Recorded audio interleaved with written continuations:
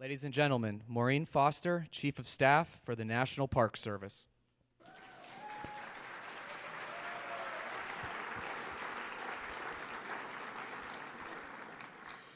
Good afternoon, everyone. Welcome. I am Maureen Foster from the National Park Service, and I'm here today representing the career employees, the B team. Now, please do not take that the wrong way, because when it comes to the politicals, we career employees are the B team, because we be here when they come and we be here when they go. So, on behalf of the B team, we would like to thank Secretary Salazar for his service to the nation and to the Department of the Interior. We have learned several important things during his time as Secretary, and I'd like to share those lessons with everyone here. Number one, a cowboy hat and a bolo tie are appropriate for every occasion, and they go with every outfit. When your boss, no matter who that is, asks how quickly something can be done, double your original estimate. So if a report realistically takes 2 weeks, tell him a month. That way, when he cuts the deadline in half, you might actually have a chance of finishing it on time. Number three, surround yourself with a great, diverse team. Make sure that you have young people on that team. And how you define young depends on how old you are, of course. The Salazar team has had great young people who have brought energy and enthusiasm to their jobs. The quality of those folks is reflected in where some of them have landed after leaving DOI. White House advance, immediate office of the Vice President, prestigious law schools, wonderful NGOs. So use the career people as part of your team, whether they serve as bureau directors or advisors on specific issues. We have a wealth of knowledge and are here to serve the American public as well. And finally, have folks on your team who have worked with you for a long time. You know that they have your back, and for the rest of us, they provide valuable insight into working with you. And that is especially true if one of your long-term staff members shares your first and middle name. And finally, the Secretary has shown that small personal gestures are really important. Taking the time to stop and talk to someone and ask about his or her family is key. Last year, my father died, and I received a handwritten condolence note from Secretary Salazar. And while it took him just a few minutes to write it, my family and I will remember that note forever. And so, Secretary Salazar, we, the employees of the Department of the Interior, wish you well as you return to your beloved family and the beautiful San Luis Valley. Thank you and take care.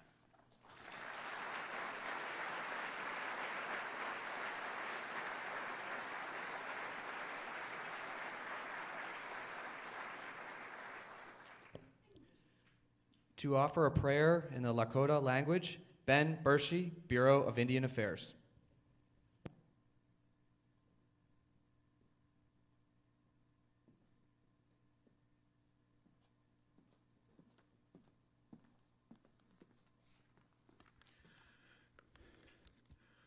Would you bow your heads, please?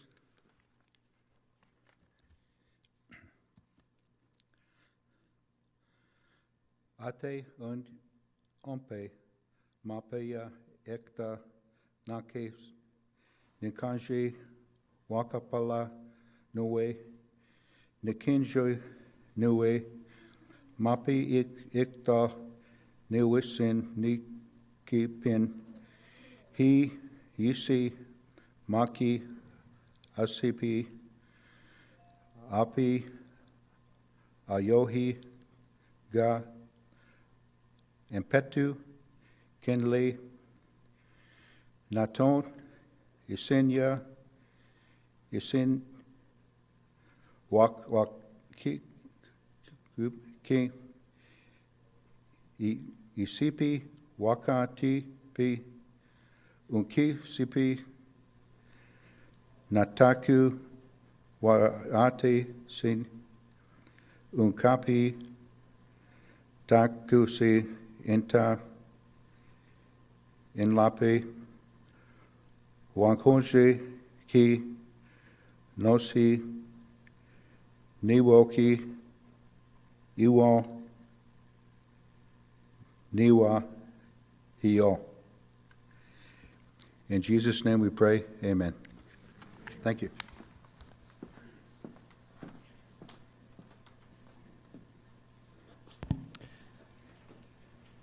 Father Sheehan, the president of the Association of Jesuit Colleges.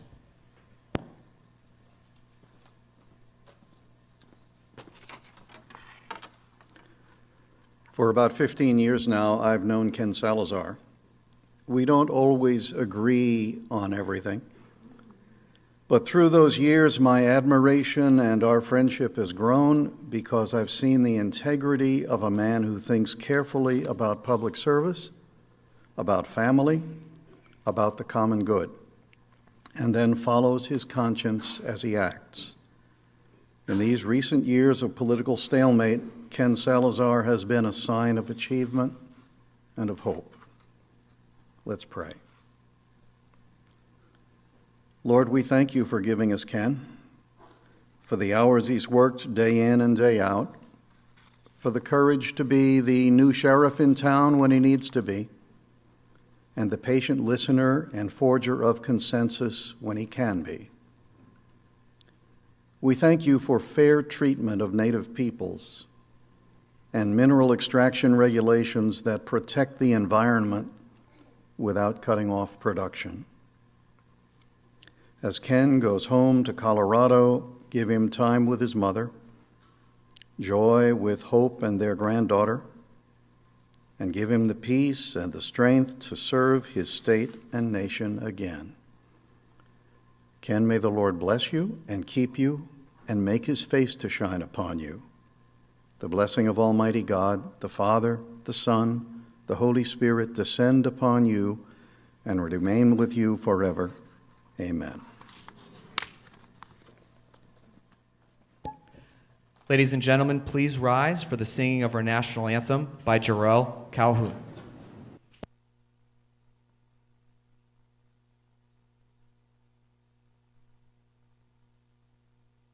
Oh, say, can you see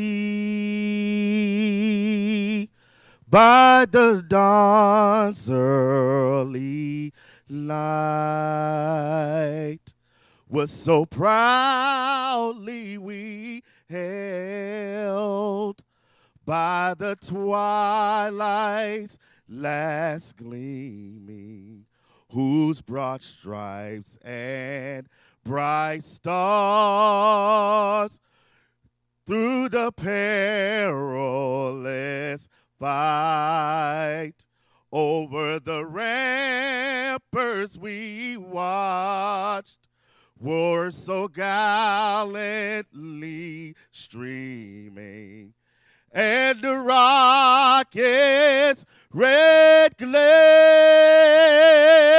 and bombs bursting in air gave proof to the night that our flag was still there. Oh, say does that star-spangled banner yet wave over the land of the free and the home of the brave.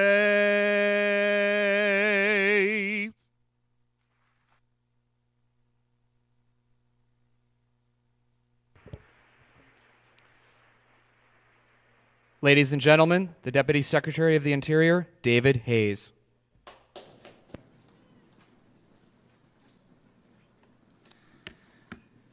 Good afternoon and welcome to the Department of the Interior.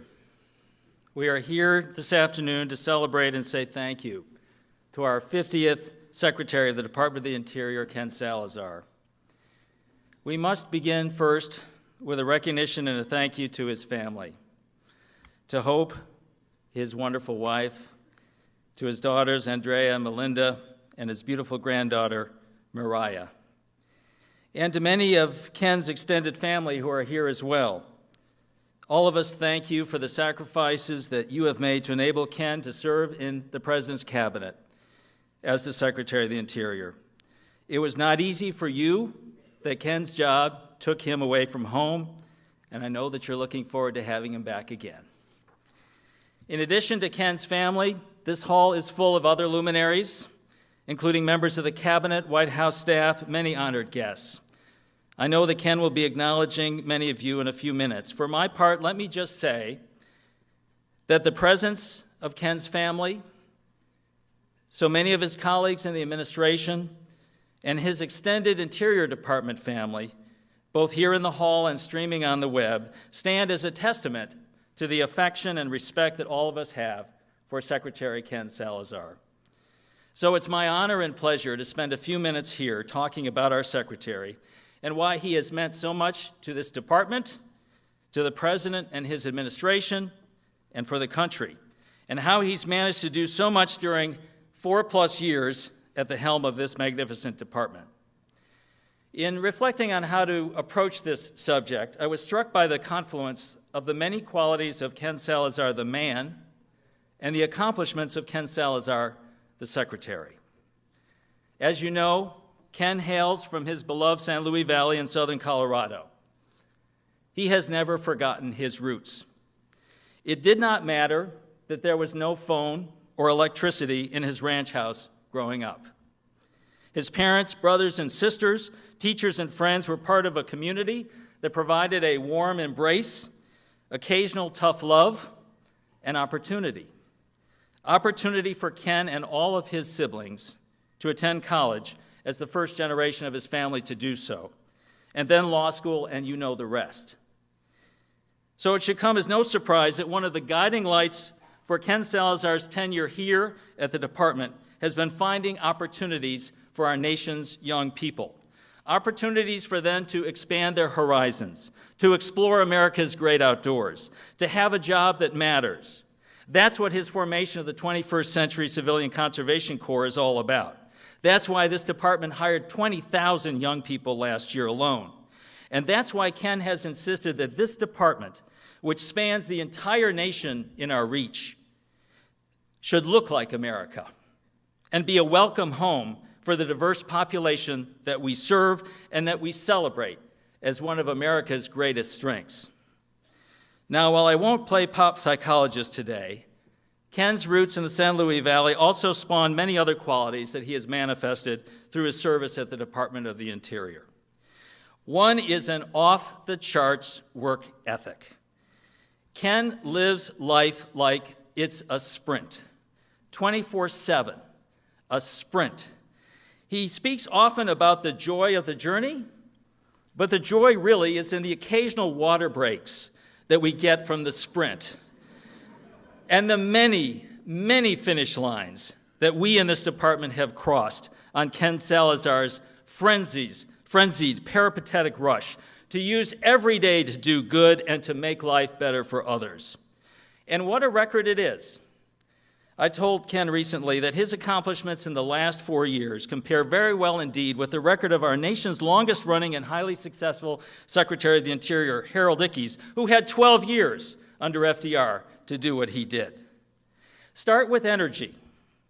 Ken came into this department knowing from his Senate days that this department generates 1/3 of the domestic energy in the United States from our public lands onshore and offshore. To him, this was not enough. In particular, given the enormous renewable energy resources in our nation, including the world-class solar resources drenching our public lands in the Southwest, the strong winds off the Atlantic coast, and the fact that this department had not permitted a single major solar project or offshore wind project throughout its entire history when we walked in the door, our secretary pushed us to do more. The results have been phenomenal. Right now, the largest solar energy plants in the world are being built on our lands in the Southwest. Due to Ken's drive, determination, constant badgering, our department has approved more than 10,000 megawatts of renewable energy on our public lands. That's enough to power more than 3 million homes. It's the equivalent power generated by 20 or 25 coal-fired power plants, all in 3.5 years, from virtually a standing start. We've already exceeded the 10-year stretch goal that Congress set for us to reach by the end of 2015. Thank you.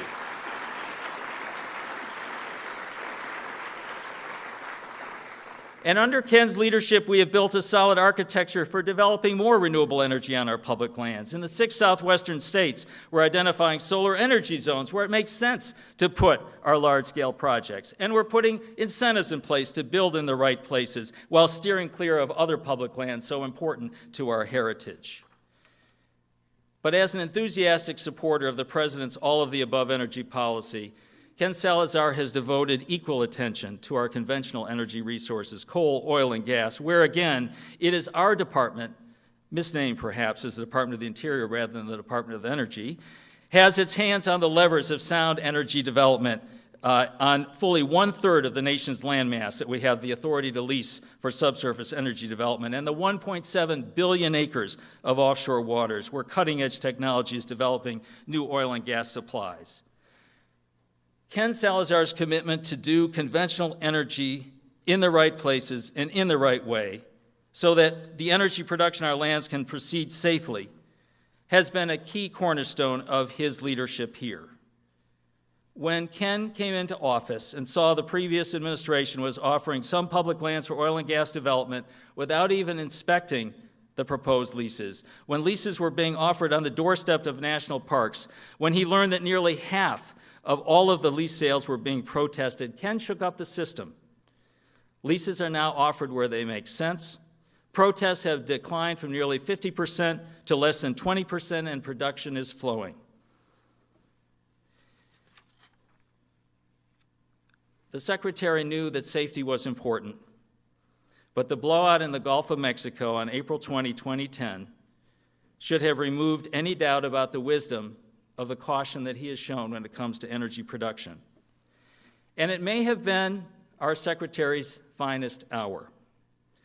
Working closely with the President, Secretary Napolitano, and many others, Ken took the bull by the horns, applied that famous work ethic of his, and together we worked over the toughest stretch of weeks and months imaginable to wrestle the Macondo well down, to produce a report in 30 days that accelerated the upgrade of decades-old and outdated deepwater drilling standards, to blow up, as he put it, the Minerals Management Service and reorganize the department's structure for leasing, collecting revenue, and policing offshore oil and gas production, while standing firm on a moratorium on deepwater drilling until the industry made investments needed to demonstrate that they could plug and clean up the next runaway deepwater well blowout. It was a tour de force. Ken showed what a leader he is, even sending his press secretary, Kender Barkoff, and me into the breach in New Orleans on day one without a toothbrush or change of clothes. You don't want to know more. Although our secretary has created a phenomenal legacy in the energy area, his commitment to our departments and our nation's broader conservation goals have been just as remarkable. Ken Salazar loves the land, reveres the land, and views it as a sacred trust that we pass along our nation's magnificent landscapes to our children and their children. I suspect that his core ethic took hold during the hours and days when Ken was toiling away as a kid in the potato fields or tending the cattle in the San Luis Valley, looking up at the big sky and those magnificent Santo de Cristo mountains ringing the valley. And what a record he has compiled. Ken Salazar conceived and inspired the President's America's Great Outdoors initiative, hatching it with the help of Pete Rouse and Jim Messina, and then partnering with Nancy Sutley, Lisa Jackson, Tom Vilsack, and others to make it happen. The results have been spectacular. America's Great Outdoors celebrates our active connection to our lands and our outdoors. It's not built on the notion that we set aside lands and forget about them. A pillar of America's Great Outdoors that Ken has built, with the active help of Tom Vilsack in particular, is the notion that we must honor and protect our working landscapes. There has been no more spirited partner to the ranchers and farmers on our working landscapes in the Dakota grasslands, the crown of the continent, Kansas's Flint Hills, the prairie potholes, and the headwaters of the Everglades than Ken Salazar.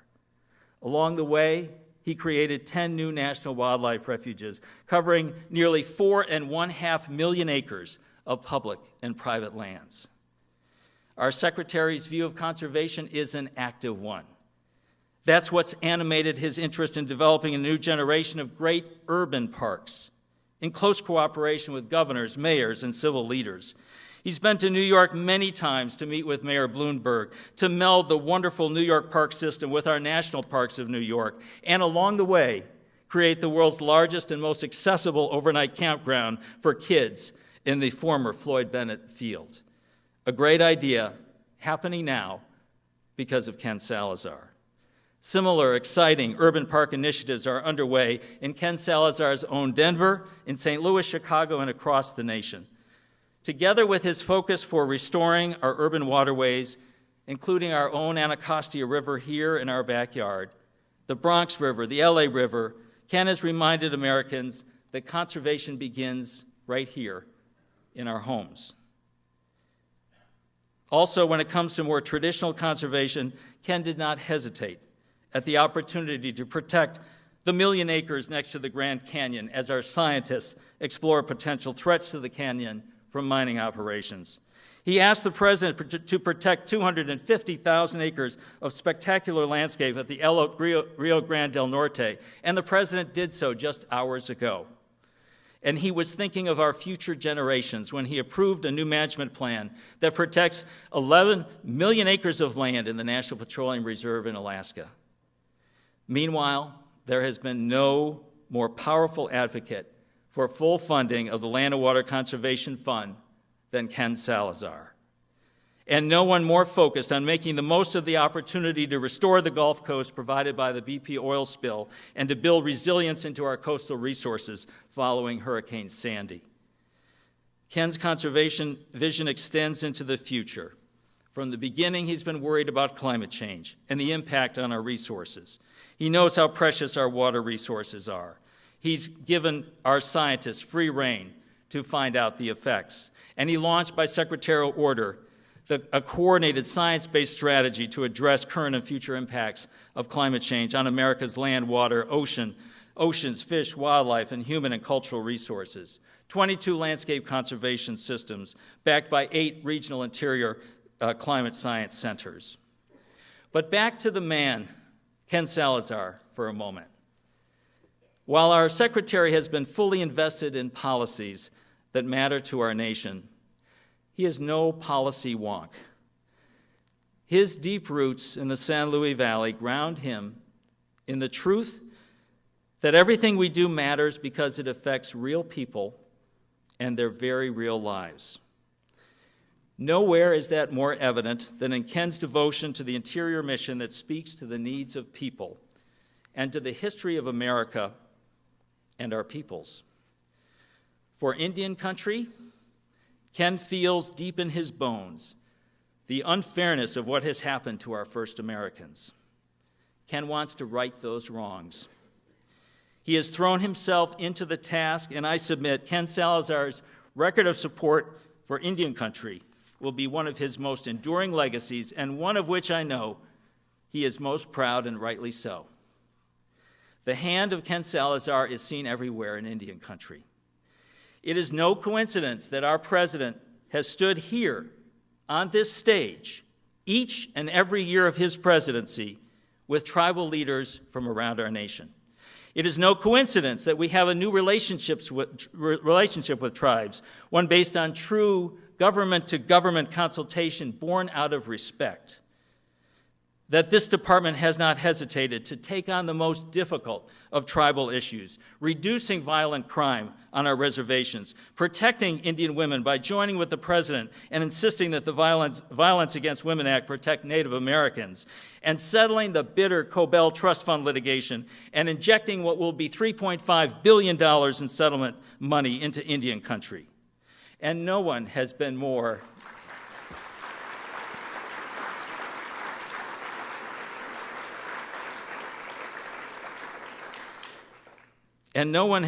delighted at the historic water rights settlements that are bringing fresh water supplies to the Navajos, the Crow, the White Mountain Apaches, the Taos Pueblo, and many others.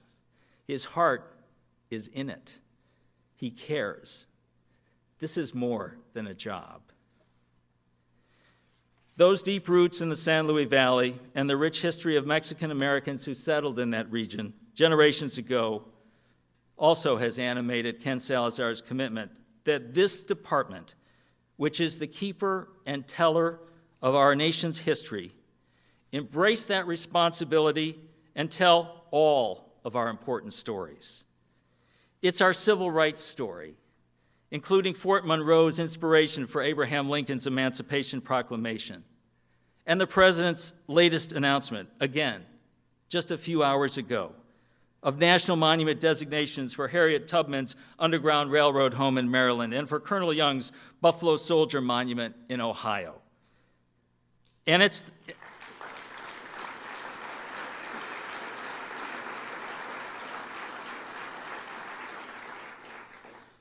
the story that has not been told of the rich influence of Hispanics in this country, as illustrated by the President's proclamation of the Cesar Chavez Monument at the Secretary's request, and with the President's enthusiastic response, and the Secretary's own American Latino Heritage Initiative. Now, while we have seen Ken Salazar's devotion to the people that our department serves throughout America, those of us who work directly with Ken have also seen it exhibited within the walls of this building and in America's great outdoors, where so many of our employees work. Rarely does our secretary take a trip without spending time talking with our employees.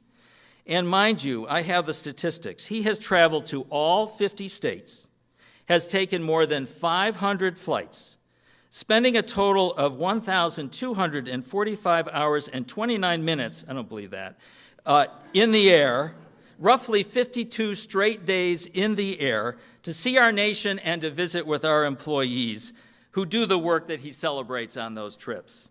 He's made an impact on their lives and on the lives of those of us who have worked most closely with him, particularly those of us who have been here with him for the entire journey of 4 years and coming on 3 months. 2 final quick points about Ken Salazar. He is a man of integrity. From the moment he walked in the door with our small team on January 21, 2009, Ken set the tone. No conflicts of interest here. He was remaking the Minerals Management Service long before the BP oil spill hit. He is a reformer, a believer in science, a man who listens to all sides and who makes the right decision regardless of politics. And finally, Ken Salazar is a leader. Some secretaries of the Interior, none here, have been caretakers. Not our secretary. He brings people together to make them happen. Within the first week of moving in, the small table in the secretary's office was replaced with a large one. Folding chairs were brought in. Hundreds of important people have sat in those chairs, looking for and finding leadership. CEOs of large energy companies, of conservation organizations, tribal leaders, Interior Department managers, mayors, and governors, fellow cabinet officials. All have found themselves in Ken Salazar's office, where they have listened, learned, reacted, and been energized by this man's vision, his impatience, and his love of this department, the United States, and all of our people. Sally Jewell is a worthy successor for Ken Salazar, and Ken will be welcoming Sally soon to his office and to his chair. But let there be no doubt, all of us in this department and this administration will miss Ken Salazar as our Secretary of the Interior. Let us give him a big hand and a warm, heartfelt thank you.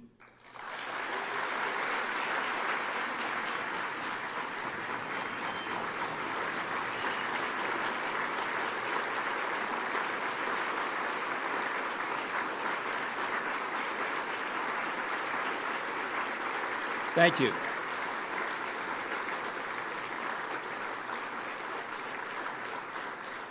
So it's now my pleasure to turn the podium over to one of Ken Salazar's closest friends and comrades in the joy of this journey, Pete Rouse, the senior counselor to the President of the United States.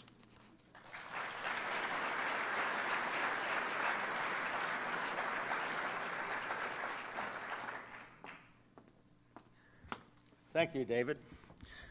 As many of you may know, I have had a long career in government, during which I've worked for several elected officials whose states have been heavily impacted by Department of the Interior policy. And over the years, I've observed 3 secretaries from Colorado up close and personal: James Watt, Gail Norton, and now Ken Salazar. And I'm pleased to say that 28 years, in January 2009, 28 years after Jim Watt blew into town, Colorado finally got it right, installing Ken Salazar in Interior.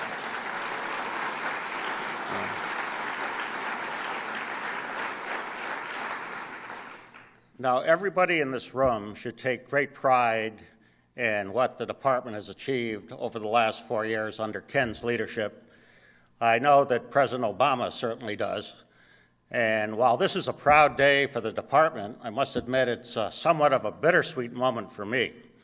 I've had I have a number of fond memories of my interaction with Ken over the last 10 years, starting back in 2004 when, working with Tom Daschle, we helped recruit him to a race for the United States Senate. And early in 2005, I remember recommending Dennis McDonough, President Obama's current chief of staff, to help Ken get started in the Senate and get him out of the blocks quickly, which he did. And I remember in 2008 joining with many others in trying to convincing Ken Salazar to give up a Senate seat to be the President's Secretary of the Interior. And every one of you here knows that Ken is nothing if not tenacious. And I have vivid images in my mind of Ken showing up on my doorstep early in the first year of the administration, pitching the first of what would become annual White House Tribal Nations conferences. I also remember him continually arguing for a greater commitment to America's great outdoors, particularly right in the middle of the time when we were negotiating with the Republicans to cut $800 million out of the budget. And most recently, Ken was making a persuasive case to expand the national park system right in the middle of sequestration. And I have to say, he was successful in all 3 enterprises, which is characteristic of the job he's done here.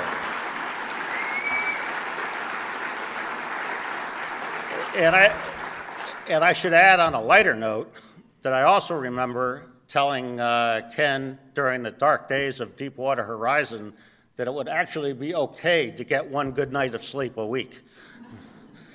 Now, today, we're halfway through what I believe will be recorded as a historic presidency, and when the history of the Obama administration is written, there will be numerous references to Ken Salazar in the index.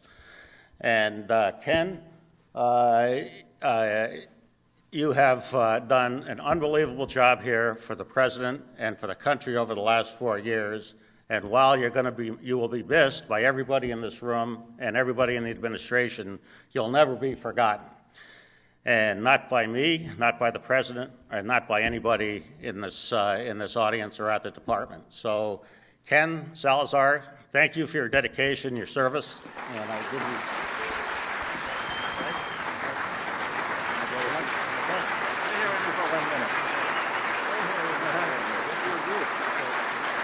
Thank you.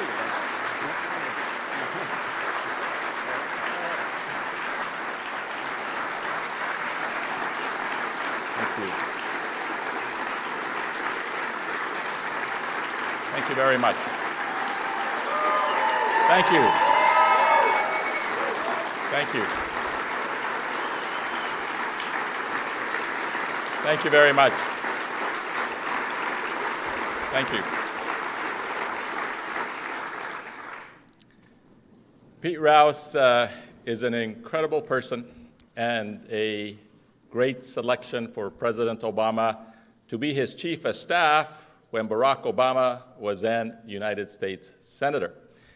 And over the years, as Pete and I have worked on so many different things, I've come to realize that the name Peter really is the Latin and Greek derivative of the name rock. So Pete Rouse, the rock of Barack Obama, the rock of Ken Salazar, the rock of our administration. Let's give him a round of applause. Pete, please stand.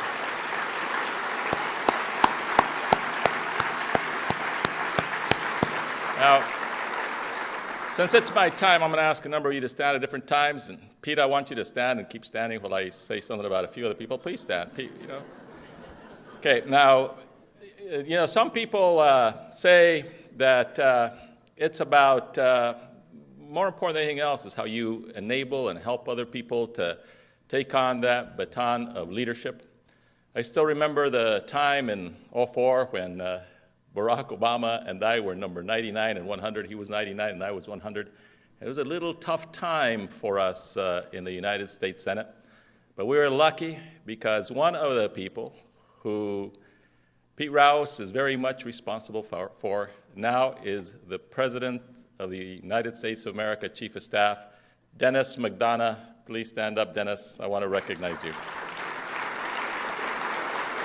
Those two.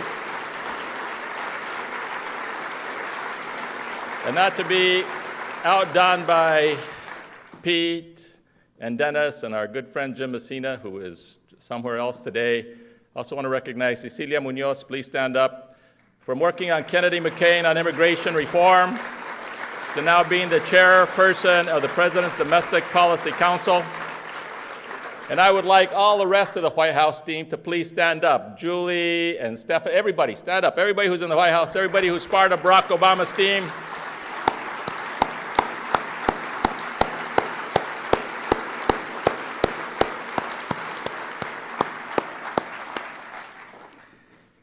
The President did, in fact, put together a stellar team, and they have guided a successful presidency with a tremendous future ahead of it, in large part because that group is steering that future.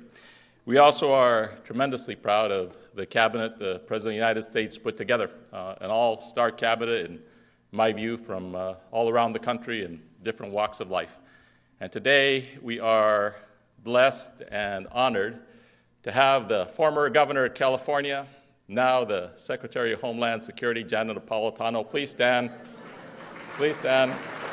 Arizona, Arizona, Arizona. Now stay standing, stay standing. And next to the great Secretary of Homeland Security, former governor of Arizona, we have the former governor of Kansas, who is not only the Secretary of Homeland of Health and Human Services, but also spearheading the implementation of the Affordable Health Care, Kathleen Sebelius.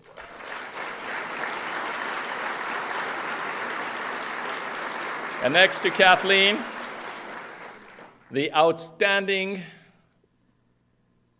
representative, former representative of Illinois, Peoria, Illinois, who now serves as a Secretary of Transportation, Ray LaHood, and his wife, Kathy. And to his right, the great former governor of Iowa, who has this great story in his own biography, but the Secretary of the United States Department of Agriculture, my brother and friend, Tom Vilsack.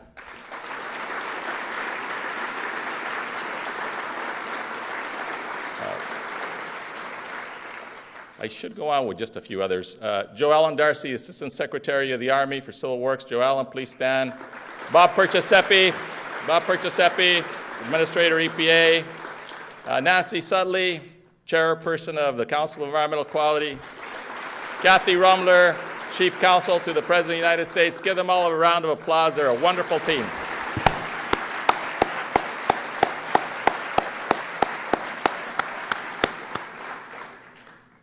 I want to also acknowledge two of my predecessors who are here today. I'm very proud of both of them, and they both helped me in my transition coming in as Secretary of Interior into this awesome job. And they love the land and the water and the wildlife of this America in the same way that all of you do here today. And so I want you to help me recognize two people who frankly have helped me so much. One who actually was a role model for me and asked me to be Deputy Secretary of Interior many years ago. Former Secretary of Interior, former Governor of Arizona, Bruce Babbitt. Please stand.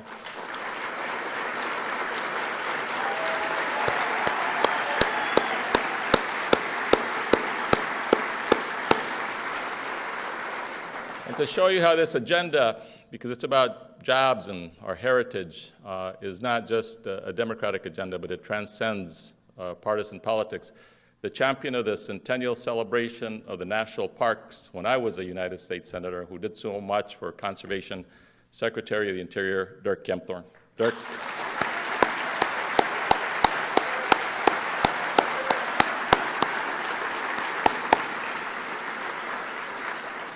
I want to thank a lot of people, so forgive me for taking most of my comments and thanking people, but hold your applause until these folks all stand up. I'm just going to go in sort of alphabetical order. Dan Ash, the Director of Fish and Wildlife Service, please stand wherever you are. I know you're here. Just stay standing. Don't hold your applause. Eileen Sobek, Director, Acting Secretary of Insular Affairs, Eileen. Tommy Baudreau, the Director of the Bureau of Ocean Energy Management. Tommy, please stand. There you are, Tommy. Ann Castle, Assistant Secretary for Water and Science. Michael Connor, Director of the Bureau of Reclamation. David Hayes, Deputy Secretary of the Department of the Interior. Rachel Jacobson, Assistant Secretary for Water and Science. Rachel. John Jarvis, the Director of the National Park Service. Suzette Kimball, Director of the United States Geological Survey. Joe Pizarchik, Director of the Office of Surface Mining. Rhea Sue, the Assistant Secretary of Policy Management and Budget. Hillary Tompkins, Solicitor General of the Department of Interior. Kevin Washburn, Assistant Secretary of Indian Affairs. Jim Watson, Admiral, Director of the Bureau of Safety and Environmental Enforcement.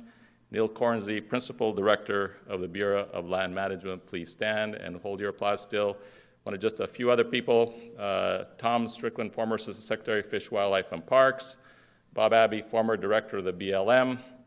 And while I'm doing this, former United States Senator and wonderful champion of the outdoors in the state of Utah and around the country, U.S. Senator Bob Bennett. Let's give them all a round of applause.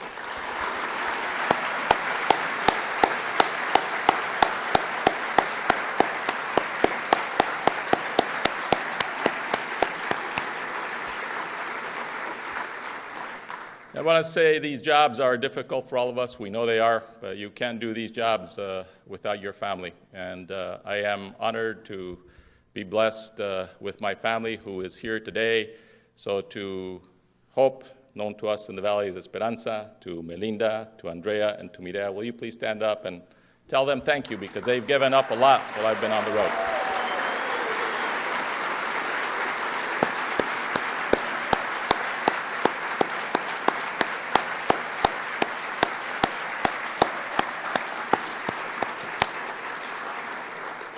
They wouldn't let me do this by myself, so my three sisters, please stand. Elaine, Margaret, June, please stand, along with Alyssa, Johnny Michael, Florinda, Valerie, please stand. Marvin, please stand.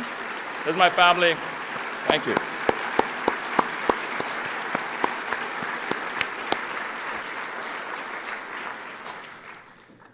I know we don't want to give too long of a speech, but I got to say something about Father Michael Sharon and also to Ben Burshi. Thank you for the wonderful prayer in Lakota. Michael Sharon, if you will please stand. Michael is a Jesuit priest who is truly one of my best friends and spiritual advisors. And all of you know there's a new pope in the world.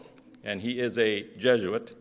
Well, Father Michael Sharon is the president-elect of the Association of Jesuit Colleges of Universities all around the country, former president and the real leader that made Regis University what Regis University is today. So give it up to another Coloradan, Father Michael Sharon.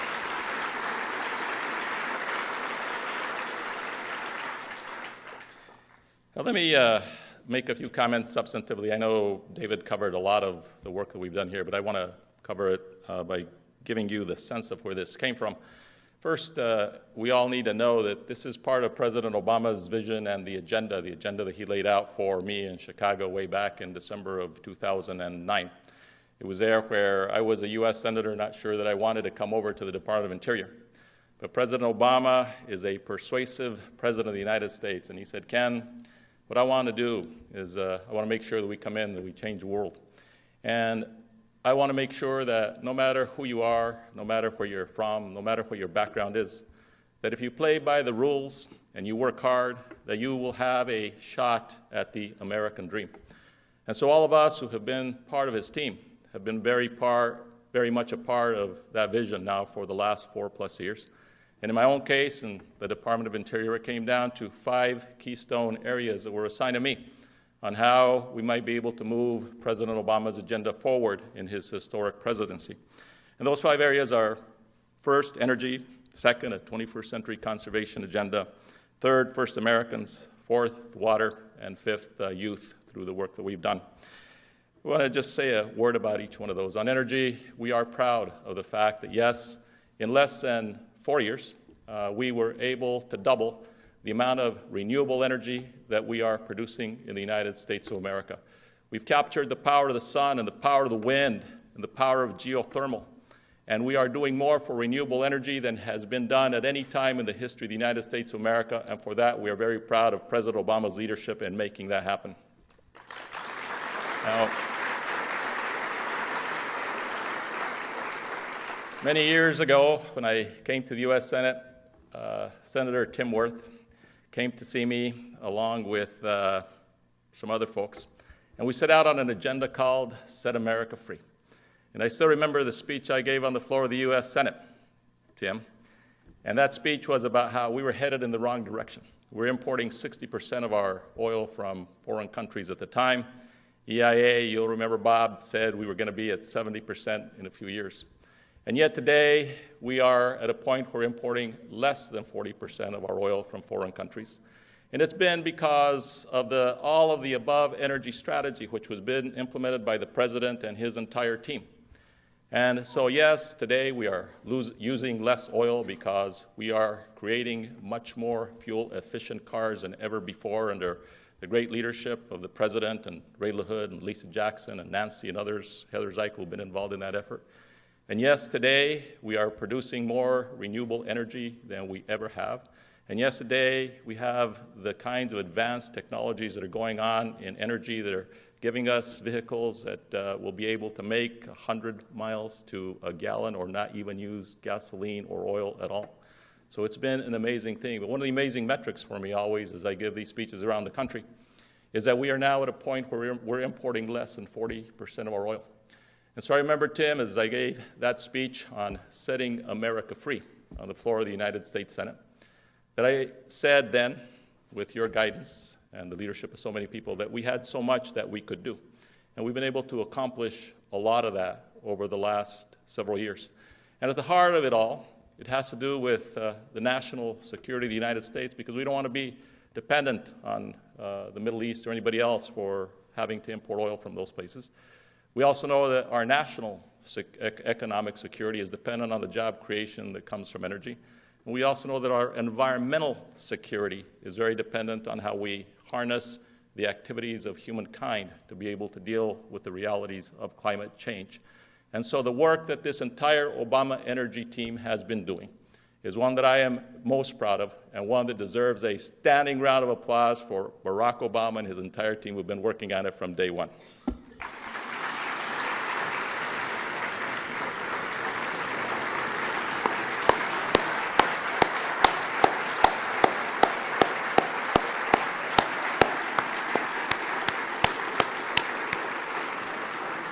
A 21st century conservation agenda for our country is one that is very important for all of us who live on this planet and care so much about making sure that what we're doing is passing it on to our children in a way that we can be proud of. With a population now of 315 million in the United States of America, with a population nearly 7 billion around the world, how we take care of this fragile planet of ours is something that is very important. And hence, the conservation agenda for President Obama is one which we have embraced and relished. And it starts at the beginning with the President of the United States signing the 2009 Public Lands Act, which became the most important conservation legislation signed by any president in the last 30 years. So we're proud of the president's beginning on the conservation agenda back in 2009. But he didn't finish there. He kept right on going, protecting some of the great work that is going on all around the country. Investments in the crown of the continent and in the headwaters of the Everglades, in the longleaf pine with Tom Vilsack and all of our friends there. So many places all around the country that are these landscapes of national significance that define us as a conservation community in the legacy of Teddy Roosevelt. He didn't stop there. He said, we got to do something more with urban rivers and urban populations. And so the great parks that are being created now in New York and in St. Louis and in Denver and all over the country, that's all part of an effort to connect up the people of America to the places where they live. We didn't stop there. We said there are rivers that we got to make sure we're paying attention to. So the Penobscot River in Maine and the Elwha River in Washington and so many other places. Those have all been part of the America's Great Outdoors agenda, which so many of you have been a part of, but which has been led by Will Shafroth here in the Department of Interior as the Counselor of America's Great Outdoors. And today, yes, it was an important day at the White House. We walked in and there's been a lot of work going on for the last 3 years. But Pete, we were so proud that you and Nancy and so many other people were able to pull together all the forces of government and had the president sign 5 proclamations under the Antiquities Act. That number 1 protects forever the 240,000 acres of the Rio Grande Gorge in northern New Mexico forever.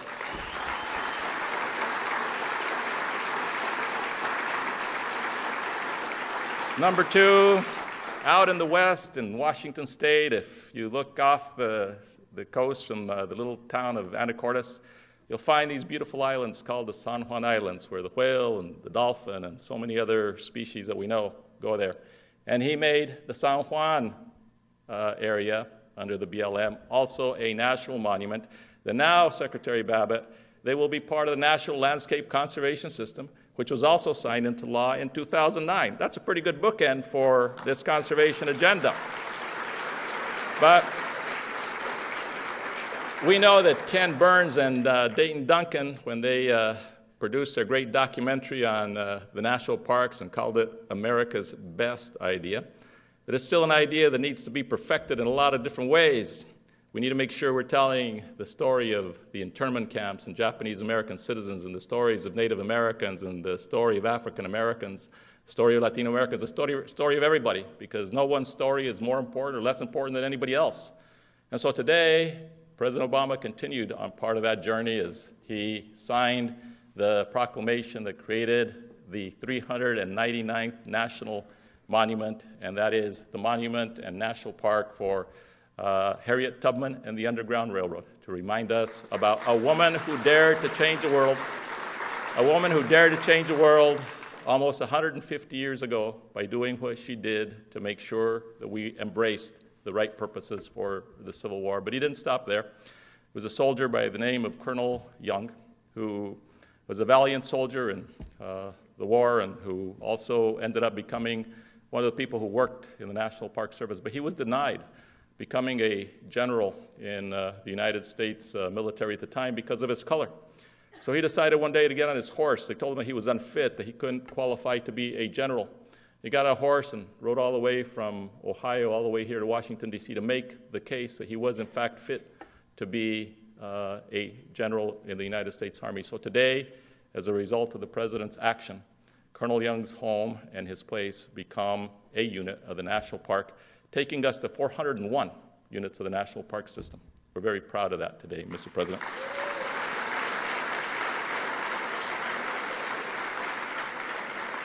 And finally, today the President also brought into creation and to reality a national park called the First State National Monument in Delaware, which was long in coming under the leadership of Director of National Park Service John Jarvis and so many other people who worked on it. But Delaware by itself did not have a national park. I would argue with the Vice President and with Tom Carper at times that maybe Delaware was so small that we should just make the whole state a national park. They didn't buy it, so at the end of the day, the President today created a monument in Delaware that gives them a national park, so all 50 states have at least one national park. So it's all good. So, as important as all those natural wonders and natural heritage celebrations are for the United States, I have also said this to my friends who work on this agenda around the country, that we ought to always underscore it by the economic value that that brings to the United States. We have a conservation agenda which is grounded in more than a century of work, several centuries of work.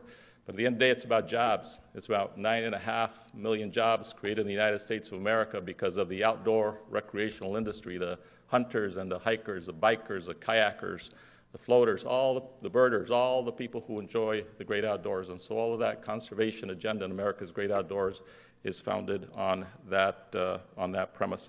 Now finally, let me just a couple of quick points. The third thing, so energy, America's great outdoors and conservation, and Native Americans. For all of us who have been a part of this country and who have studied the history of our nation and of this world, America has moved forward to become a more perfect nation and to advance the cause of humanity.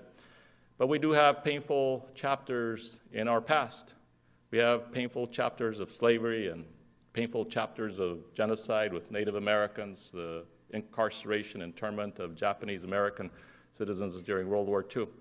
And so it was important as part of what the President of the United States believes in so strongly, that everybody, no matter who you are, no matter what your color is, no matter what reservation you live on, that you have an opportunity at living the American dream. And so we have been fortunate to have been able to usher in a new beginning in the relationship and in the opportunity for Native Americans from sea to shining sea. And yes, it includes many of the things that David mentioned, the resolution of the Cobell case, the water for the first time in history to come to the 200,000 people who live on the Navajo reservation and in the city of Gallup and in the Crow and so many other places. And so we're proud of that. We're proud of that because no matter who you are and no matter where you're from, no matter how impoverished you are in whatever part of the United States you are, you ought to have a crack at it. So we are delighted, and today we celebrate everything that this president and his team have accomplished on behalf of the nation's First Americans and Alaska Natives.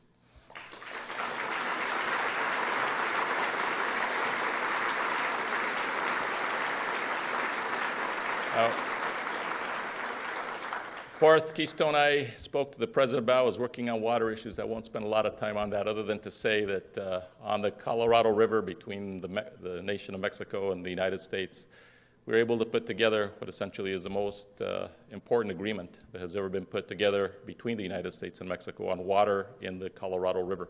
So you will see a restoration of the Colorado River on the Mexican side of the border. You'll also see water sharing arrangements and a whole host of other things. And for that, I'd like to give Mike Connor great recognition and Ann Castle because they have led that effort on behalf of the United States of America.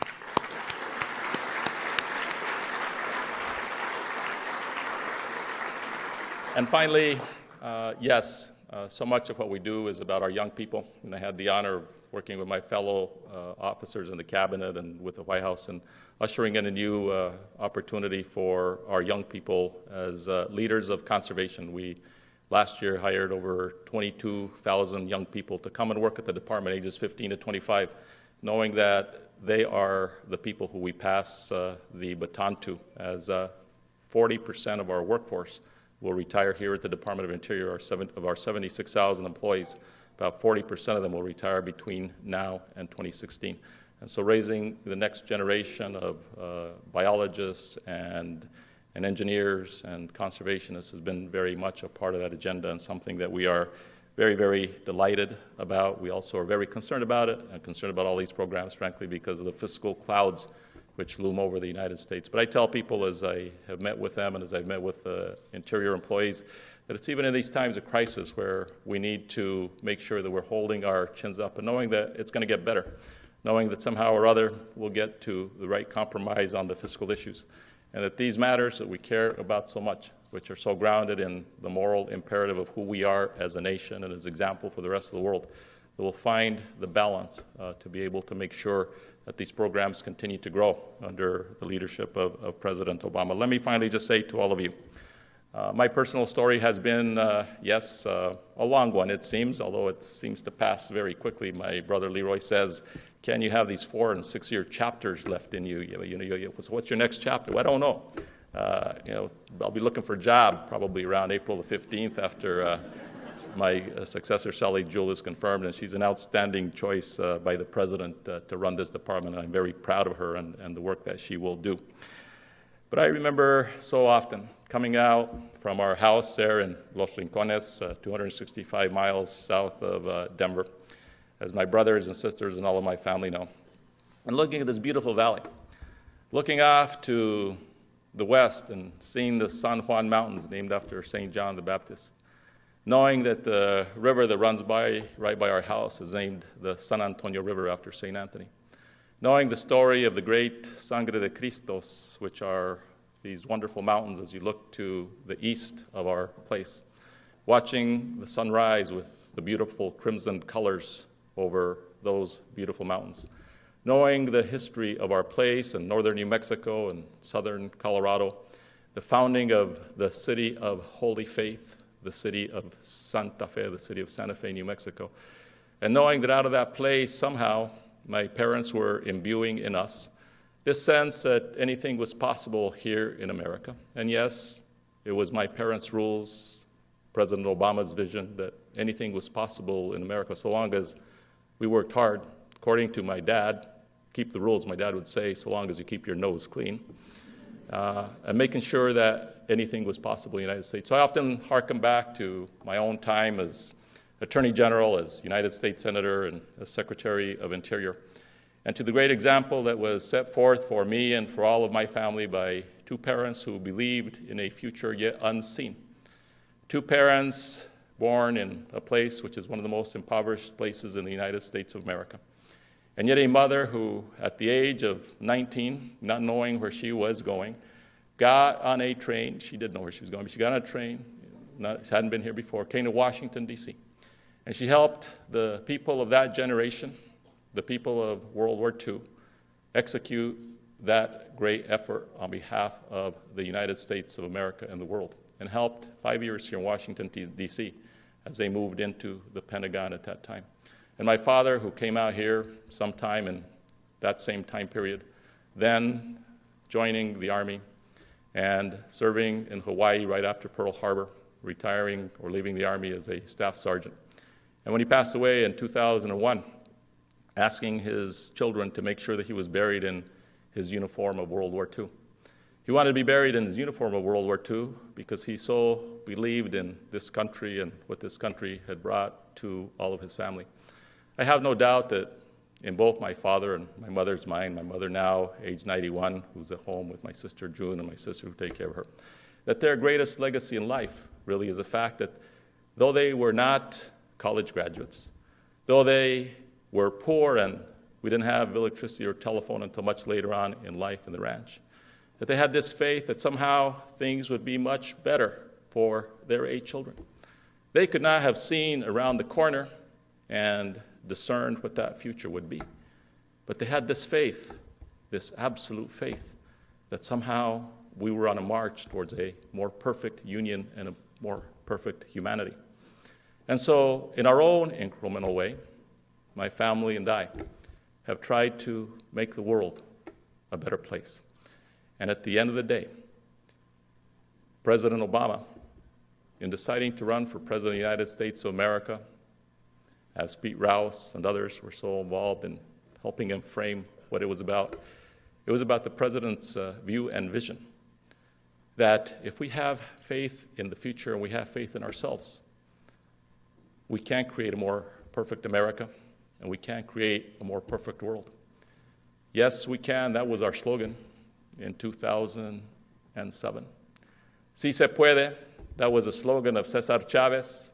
Si se puede was heard loud and strong all over La Paz as the president made the 398th unit of the national park. So to all of you, I say in my farewell speech here at Interior, I love you all, and I know we can and we will. Thank you very much.